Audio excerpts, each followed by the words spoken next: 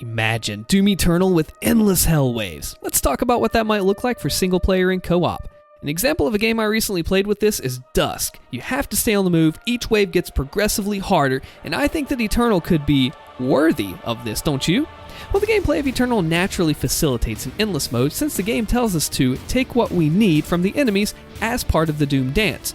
What would help push that along is a dynamic spawning system. Take the Icon boss fight, how the Crucible and Blood Punch responds, and if the player's running extra low on, say, Chainsaw, pop a fuel can or two in. However, I think big things like the Crucible and BFG ammo should be rewards every 5 waves or so. And maybe you would have to go get them from the battle, maybe the enemies are guarding them, or they're in a not too easy to get place. You want the big stuff to be a reward, right? Not free. Now the Chainsaw could come in on a timer, but not to where you can abuse it, because ultimately it's got to have a focus on player ability and not just like throwing in items to grab or something. I'd even be cautious of using this mechanic at all. It would have to be balanced. I'd want each wave to be fair and relatively reproducible, so maybe not the same one each time, but close in difficulty, so success is not based off of luck or your item spawns, but off of your skill. Just whatever you do, keep the pace of combat up. Maybe you could earn weapons and points over time, but you'd not want it to affect the flow of combat. It could be a nice breather, but that's it. Enemy-wise, maybe graduate up from Mancubi to Cybermanks, from Hell Knights to Dread to Baron, but you gotta be sure to mix and match them all in there. I know Eternal has like twice the demon types as 2016, but you want to use them all. Keep it fresh, keep it fair and fun. And if you really wanted to go crazy, you could throw in buff totems. Now, you're either needing to find and disable one from a randomized location, and it can move. It is considered a demon, it's ambient right now, but it doesn't have to be, or you could have multiple buff totems, or one that you have to wear down over time. And that would be different from the Archvile mechanic-wise because it doesn't attack by itself and the spawning in would be different as well. Or what if you had a huge gore nest and hell portal in the center of the map? Like picture this in your head, okay? That you have to trigger this, like in Super Gore Nest or something, you have to whittle its health down because enemies will keep spawning in. You gotta fend them off left and right while you're destroying the source that they're all coming from to shut the portal and boom. I'm already ready to play that, are you? Now, you could even have an objective that you need to protect for a certain amount of time with a health bar. Now, I played an awesome classic Doom WOD that did just that. I'm going out on a limb here, maybe like protecting someone or something, Vega the Fortress, I don't know, something valuable. You have to protect it. The enemies are coming for you and for it. You have to keep it alive for a certain amount of time or for the wave. That could be cool. Or just make the enemies buffed for the whole wave.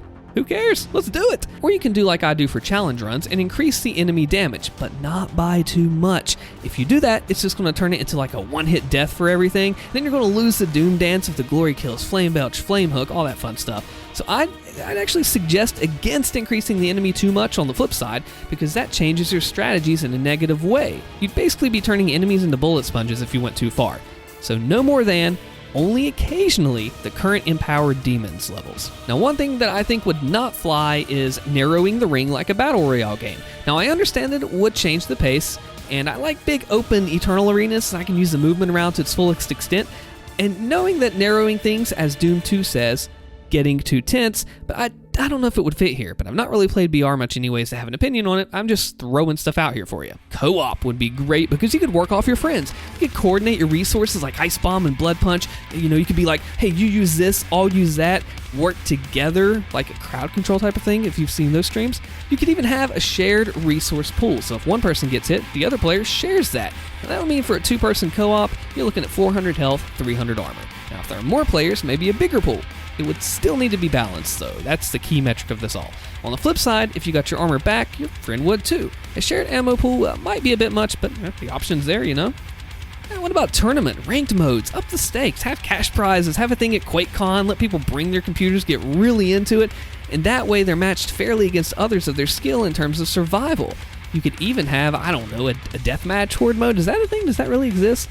Where players will be fighting each other and then the demons on the side instantly, or maybe they'd work together against them and then fight each other. I don't actually know about that one. You could have a leaderboard, see who could get the furthest, most kills, longest time survived. I mean, there's a lot of ways you could spin this. You can even have challenge modes that work into the gameplay itself. What would be cool, maybe not, curious what you think, is a bleed out style, so you're constantly losing health having to replenish it. I've done that for Classic Doom, and that definitely have to be balanced. Not too sure about that one, just an idea. So what my buddy Snavel said is he found this Easter egg that I covered in this video, the Pentagram OST, is to have 5 Night Sentinels as the team because that's how many you see when you kill the guards in 2016. And check this out. I bet you didn't know we already have the maps for it, because wouldn't it be fun to try Horde mode in battle mode maps? This is a community suggestion I've seen from Duster and others. These maps are huge, they're practically made for big fights, and they're varied enough to change things up, from wide open maps to tight ones, indoors, outdoors, everywhere. And let's go even crazier. Horde invasion. Just bring in a bunch of people, rotate them in and out against the Slayer, trade off hits. Will this happen? Probably not. But would it be fun? Yup, sure would. What do you think of that idea? Let me know what you think about Horde mode in the comments below, what you want to see, and check out the other videos here or on the stream.